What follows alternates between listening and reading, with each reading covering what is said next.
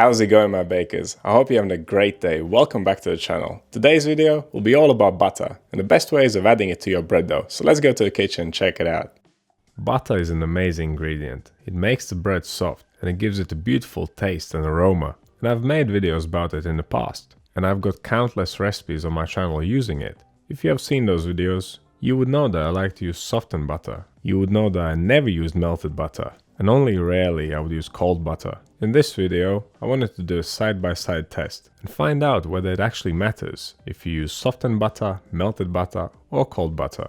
I also wanted to find out the best method for adding butter. Mainly, if it should be added at the beginning of the mix or after some gluten development. I can tell you right now that I was shocked and surprised at the results. Perhaps I've been misleading you all along. Let's find out.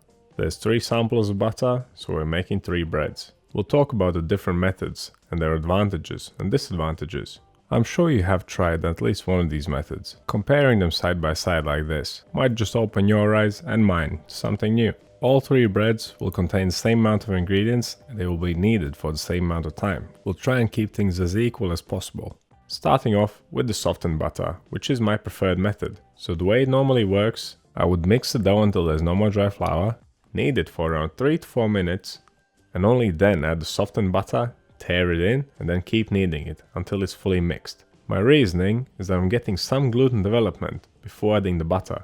Butter, as we know, slows down and hinders gluten development. So mixing the dough first for a little bit and then tearing in the butter should give it a better chance. There are 2 proteins that make up gluten, called glutenin and gliadin. It is in the presence of water that they combine and form gluten.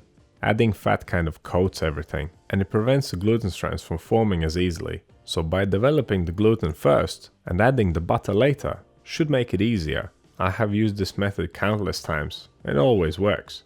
It has never been a recipe quite like this one, where the only enrichment is butter.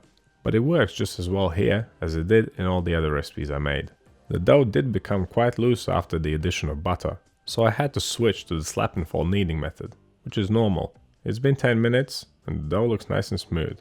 All 3 of these breads contain about 24% butter, which is a relatively high amount, so I do expect the dough to be nice and loose. We're done with my preferred method. Let's move on to the second method that I sometimes use. Now this one is only for rare cases, when temperature control is of utmost importance, and that's mostly for brioche dough. Of course, adding a block of butter would be impossible. We need to make this pliable. And this is my preferred method. I press the dough with a rolling pin between 2 sheets of parchment paper. It becomes soft, but it still stays cold. The rest of the process is just the same as earlier. You mix the dough for a few minutes and then add the butter, tear it in and then continue kneading.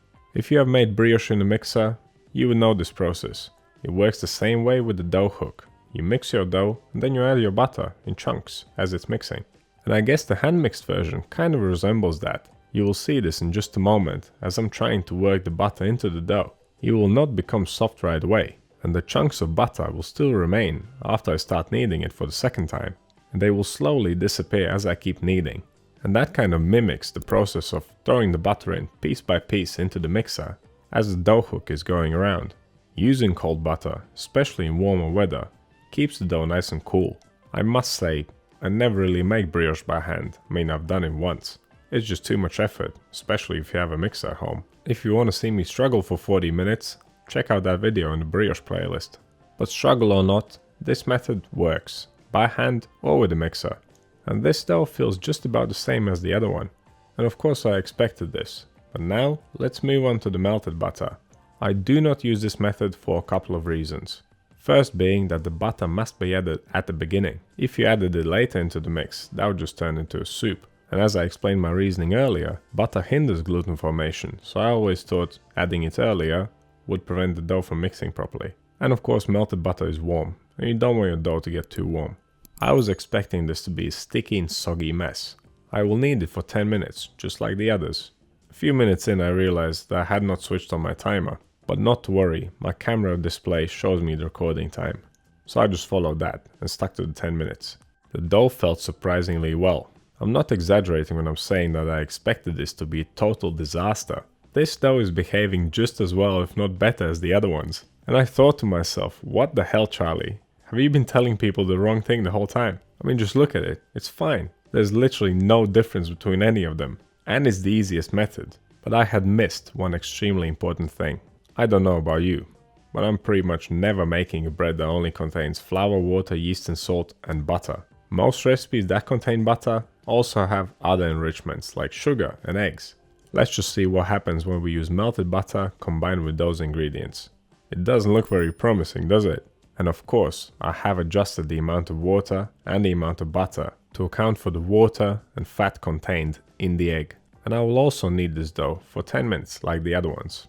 This is a lot stickier, a lot messier, and only 10 minutes will not get it that far.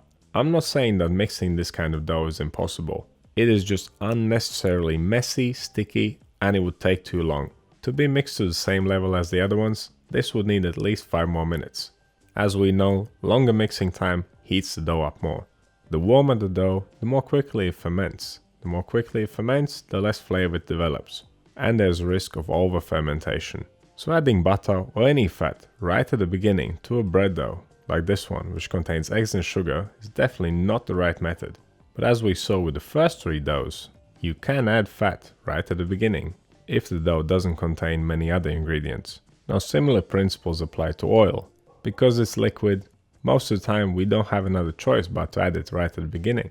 There is one method I've been using, which is folding the oil into the dough, and that is done during bulk fermentation.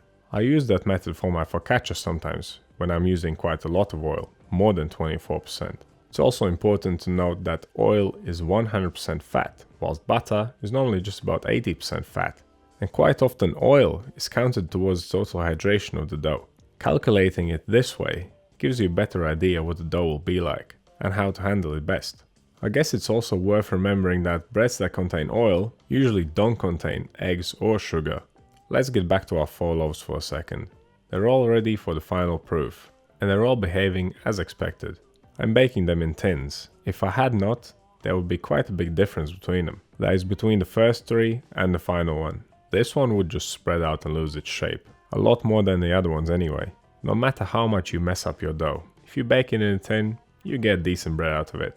I thought that this experiment will change my mind, but it hasn't. I will still continue using the first method, with softened butter and adding it after some kneading time. Because I never make bread that only contains butter, and I will still suggest everyone else to do that. Now if you have a bread that contains eggs and sugar, and you're using only 10% butter or less, then it's fine to add it from the get-go. And that is also the advice I've given up until now. Saying that, I was pleasantly surprised and shocked at how well it worked, adding the melted butter right at the beginning. And if you're making a recipe like that, then that's the method you should definitely use, because it's easier and it just makes sense. But I would love to hear your thoughts on this.